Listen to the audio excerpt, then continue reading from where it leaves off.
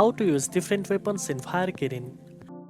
First of all, open the Fire Kirin game and log into your account.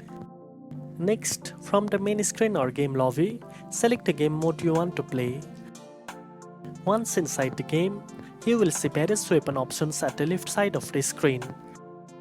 Tap on any weapon to select it. Different weapons have different firing speeds, power, and range. Some weapons are better for targeting small, fast fish, while others work best on bigger targets. You can upgrade weapons by earning coins or rewards to increase their effectiveness. Switching between weapons during gameplay can help you maximize your chances of winning. Make sure to experiment with different weapons to find the best fit for your playing style. Now you know how to use different weapons in Fire Kirin.